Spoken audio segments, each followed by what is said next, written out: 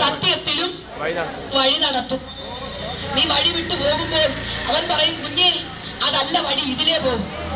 യേശുവിന്റെ നാമത്തിൽ ശുശ്രൂഷയുടെ പോര് ഇപ്പൊ തന്നെയാണ്. ഇട്ടേച്ചൊന്നും ഓടി പോകരുത്. കർത്താവിന് വലിയ മാനിക്കാനൊക്കെ പദവിയുണ്ട്. മനുഷ്യന്റെ മുഖത്ത് നോക്കി ഇറങ്ങിയതാണോ? ഈ നേതാക്കന്മാർ വല്ലതും തരാമെന്ന് പറഞ്ഞ് വിളിച്ചതാണോ? തരാമെന്ന് പറഞ്ഞ് വിളിച്ചവൻ തരും. സമയമൊന്നും കഴിഞ്ഞു പോയിട്ടില്ല. ഇരുന്നോ. യേശുവിന്റെ നാമത്തിൽ ജയം. ഇവിടെയുള്ള ആൾക്കാർ മുഖം നോക്കി കൊടുക്കുമ്പോൾ ഈ കാര്യസ്ഥൻ പറയുകയാണ്, ഞാൻ മുഖം നോക്കാതെ വിളിക്കുന്നവരുവരോ.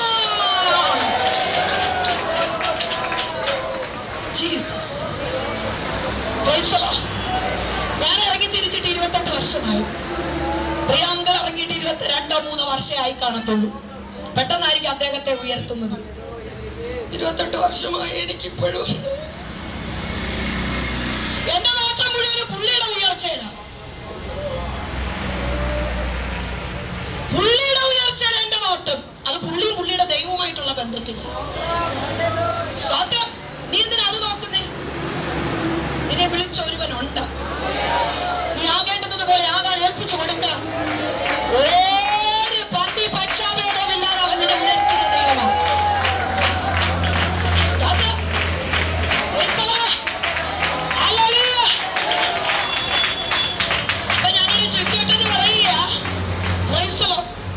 എന്നോ കുഴപ്പമുണ്ട് റബ്ല സിസ്റ്റർ.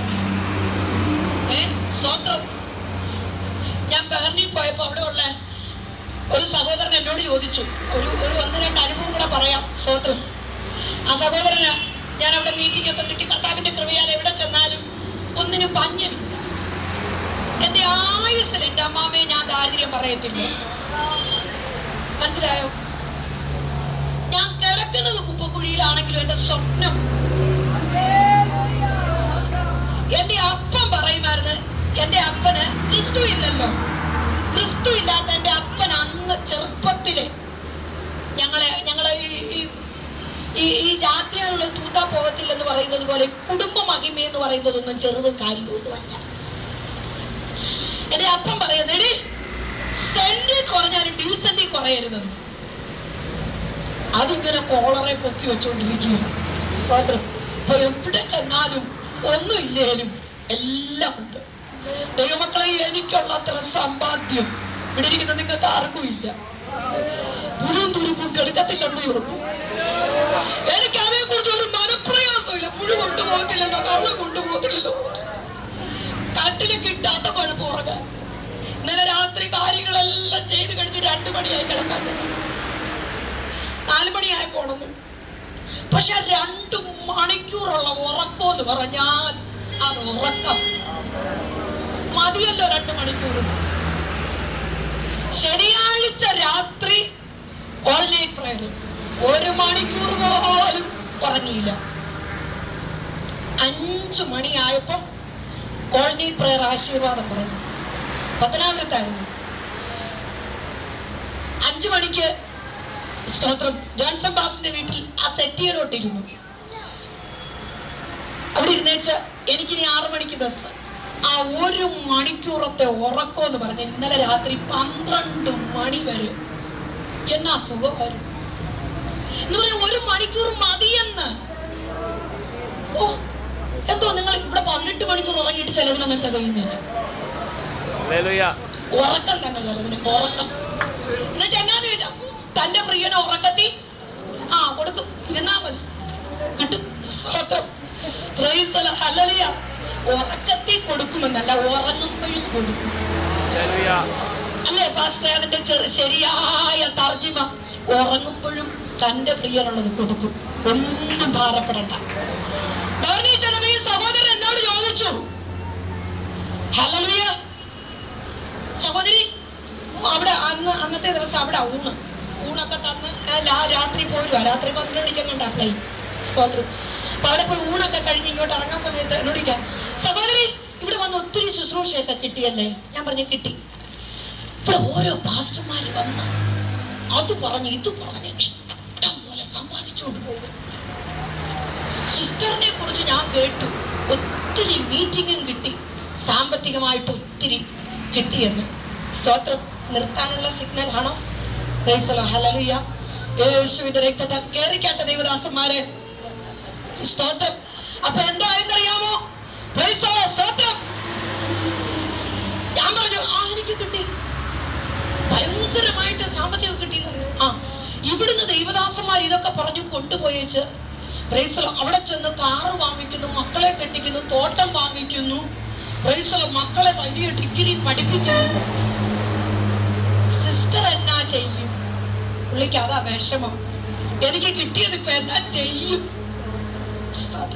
ഞാൻ ആകപ്പാടെ ഒന്ന് നോക്കി. ഞാൻ നോക്കിയിട്ട് ചോദിച്ചു, അവര് കാറും വാങ്ങിച്ചു, തോട്ടവും വാങ്ങിച്ചു, മക്കളെയും പഠിപ്പിച്ചു. Praise the Lord. ബാക്കി ബാങ്കിലുണ്ട് അല്ലേ? ഞാനേ ഒരു എയർപോർട്ടും സ്തോത്രം ഒരു എയറോപ്ലെയിനും മേടിക്കാൻ പോവാ. Praise the Lord. അപ്പൊ പിന്നെ വിഷമമില്ലല്ലോ. സ്തോത്രം. അമ്മാമിക്ക് വിഷമമുണ്ടോ? സ്തോത്രം. അവരാരും വാങ്ങിക്കാത്തത് വാങ്ങിക്കണം. എന്നാ ഞാൻ പിച്ചക്കാരിയായിട്ടാണ് ദൈവത്തിന്റെ മുതൽ ഇറങ്ങിയത്? ഞാൻ എന്റെ അപ്പന്റെ വീട്ടിൽ നിന്ന് വിട്ടിറങ്ങിയത് ചിലത് എനിക്ക് പറയാനുണ്ട്. പക്ഷെ വിട്ടിറങ്ങി ഞാൻ പറയാറില്ല. കിട്ടാനുള്ളത് ഓർക്കുമ്പം ഇതിവിടെ മടക്കി വെച്ചിരിക്കുക. ഹല്ലേലൂയ. നിങ്ങൾ വിചാരിക്കുന്നു വിട്ടു പോകുന്നത് ഒന്നുമില്ലെന്ന്. ഒന്നുമില്ലാതെ വിട്ടു വന്ന നമ്മെ അവൻ ഉയർത്തുന്നെങ്കിൽ പലതും വിട്ടു വന്ന നമ്മളെ അവൻ തള്ളിക്കളയുന്നു. സത്യം.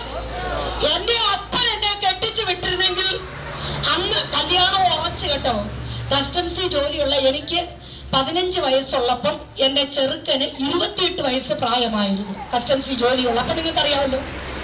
ആ ചെറുക്കനുമായിട്ട് എന്റെ വിവാഹം ഉറച്ചത് 101 പവനും 50,000 രൂപയും പിന്നെ ബാക്കി സ്തോത്രം കിട്ടുന്നതൊക്കെ. ഇത്രയും കൊടുക്കാമെന്ന് പറഞ്ഞ എന്റെ ഈ ലോകത്തിലെ അപ്പൻ എന്റെ വിവാഹം ഉറച്ചത്. എന്റെ സ്വർഗീയ അപ്പൻ അതിലൊട്ടും കുറയ്ക്കത്തില്ല എനിക്ക് തരാൻ. സ്തോത്രം. കുറയ്ക്കുന്നതാണോ വിചാരം? പെന്തക്കോസ്തിൽ പോയിട്ട് ഇപ്പൊ ഒരു ഗുണവും. നീ ഗുണം നോക്കി ഇറങ്ങരുത് കേട്ടോ. നീ ക്രിസ്തുവിന്റെ മണം നോക്കി ഇറങ്ങണം. അതുകൊണ്ട് കൊരിന്ത്യ ലേഖനത്തിൽ പറയുന്നു, ക്രിസ്തുവിനെ നശിച്ചവരുടെ ഇടയിലും ജീവിക്കുന്നവരുടെ ഇടയിൽ ഞങ്ങൾ ആരാ?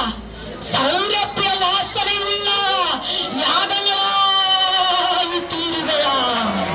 യേശുവിന്റെ രക്തം ജയം. സ്തോത്രം. ഹല്ലേലൂയ. അപ്പൊ നമ്മൾ എന്തെങ്കിലും വിട്ടേച്ച് പോന്നിട്ടുണ്ടെങ്കിൽ അതിനേക്കാൾ താഴ്ത്തി നമ്മളെ കൊണ്ടുപോകത്തില്ല. എന്റെ അനുഭവം. സ്തോത്രം കേട്ടോ.